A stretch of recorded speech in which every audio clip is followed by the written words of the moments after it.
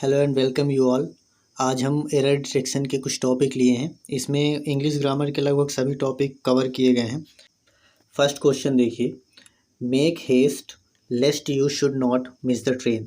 इसमें bold letter में जो वर्ड लिखे हैं, फ्रेजेस लिखे हैं, शुड नॉट मिस, इसकी जगह पर इन चारों ऑप्शन में से कौन सा आएगा ये आपको बताना है।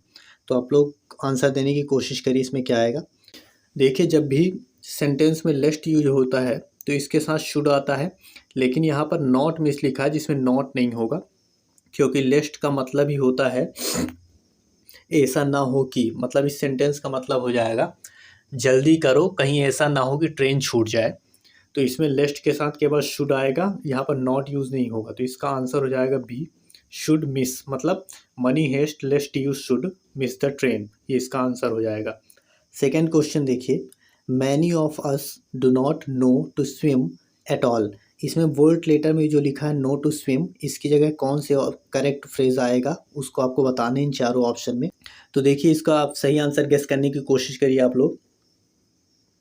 देखिए, इसका आंसर हो जाएगा many of us do not know how to swim at all. मतलब नो के साथ हाउ आता है। इसके कुछ इंपॉर्टेंट रूल्स बता देता हूँ। देखिए, नो के साथ ज़्यादातर हाउ, व्हेन, वेयर और व्हाट इस टाइप के वर्ड्स आते हैं। तो इसका सही आंसर हो जाएगा know how to swim in at all. तो इसका आंसर हो जाएगा ऑप्शन नंबर डी।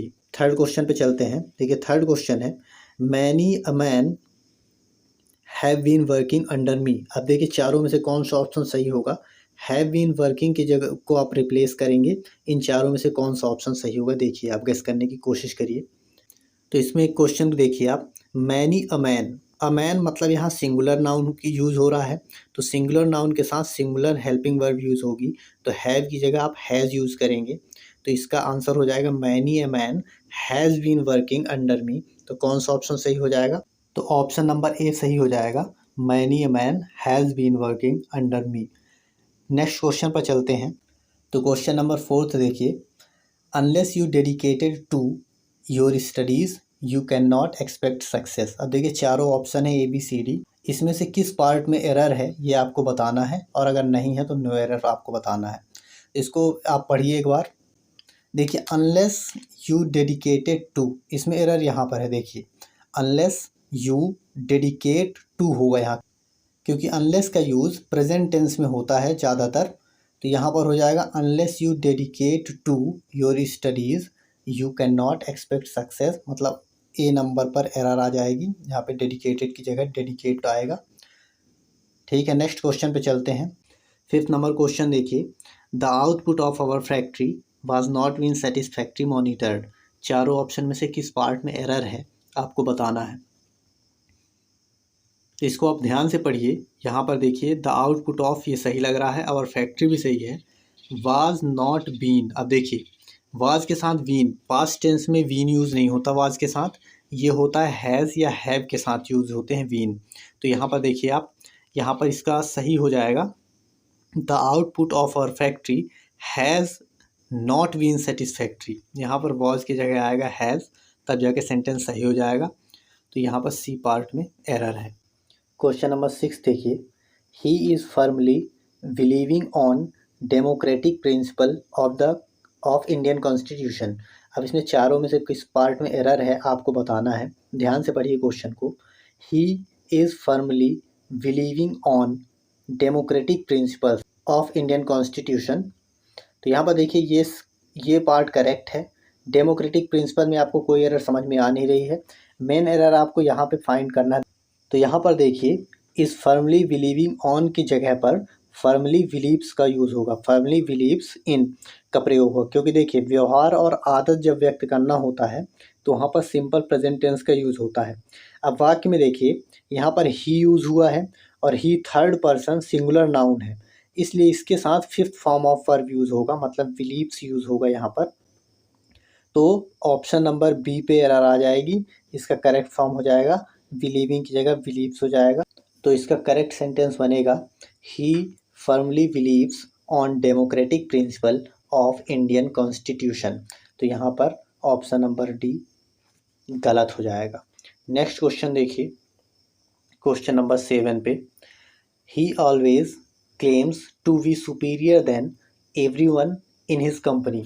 चारों ऑप्शन देखिए सेंटेंस के किस पार्ट में एरर है। वैसे ये क्वेश्चन इजी है, आप लोग के समझ में आ गया होगा। इसका आंसर देने की कोशिश करिए आप लोग।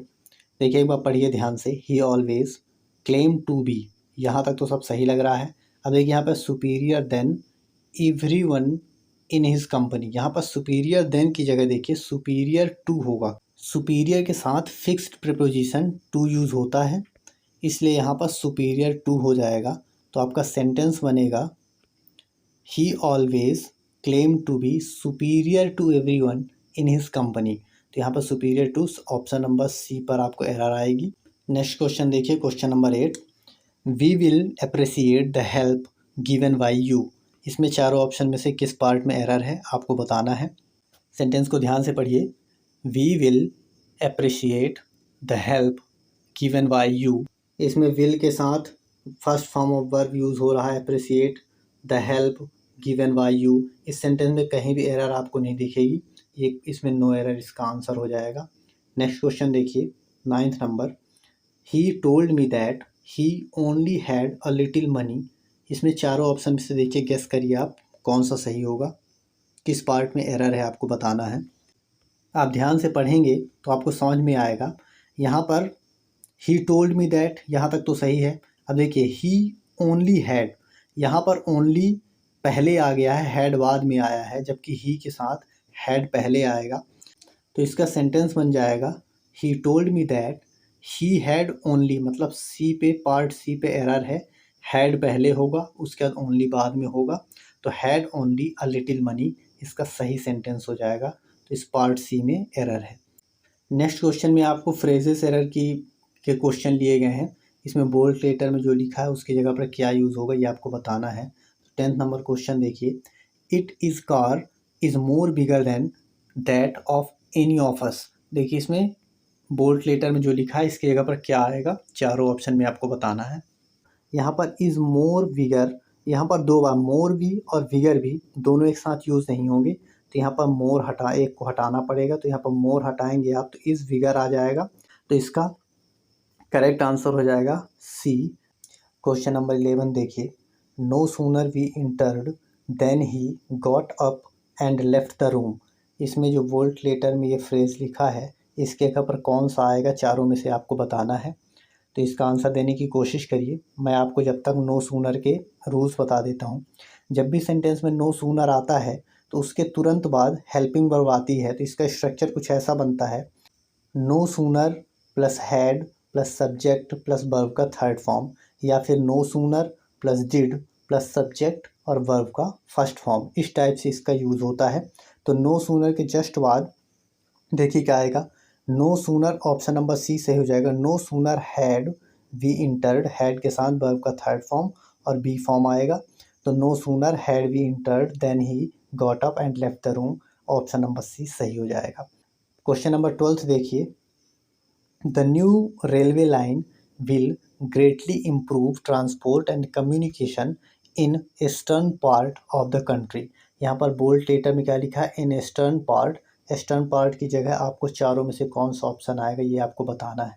तो यहाँ पर ध्यान देने वाली बात यह है कि यहाँ पर आर्टिकल की एरर है, क्योंकि यहाँ पर आएगा इन the eastern part of the country, क्योंकि कंट्री के स्पेसिफिक पार्ट की बात हो रही है, इसलिए यहाँ पर द आर्टिकल यूज़ होगा। तो कौन सा ऑप्शन सही हो जाएगा, option number D, in the eastern part of the country. ये इजी क्वेश्चन था। नेक्स्ट क्वेश्चन पर चलते हैं। 13th नंबर क्वेश्चन देखिए। The receptionist asked me who do I want to meet in the office. इसमें गेस करिए आप लोग, हु डू आई वांट की जगह क्या यूज़ होगा। चारों ऑप्शन में से आंसर देने की कोशिश करिए।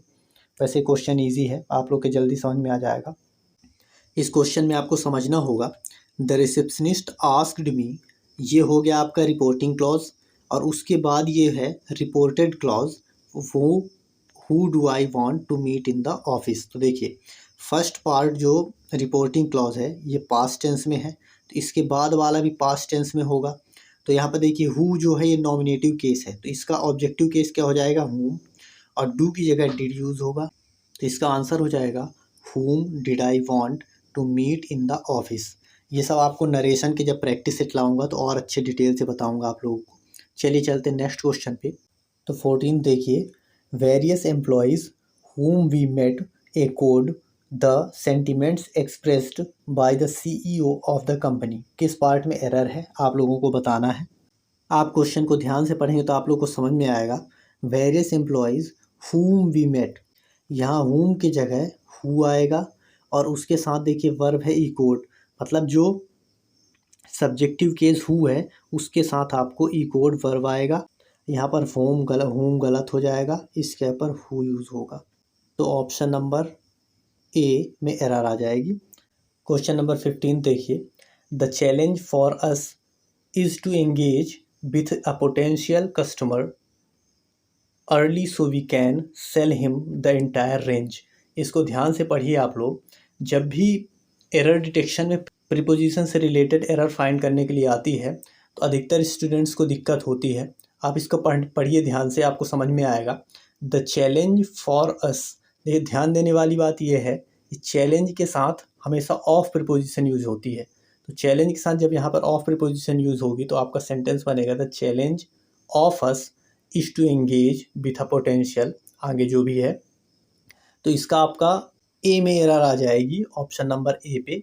ठीक है, एरर से रिलेटेड और भी क्वेश्चन मैं लाता रहूँगा। मिलते हैं नेक्स्ट वीडियो में। Thank you so much.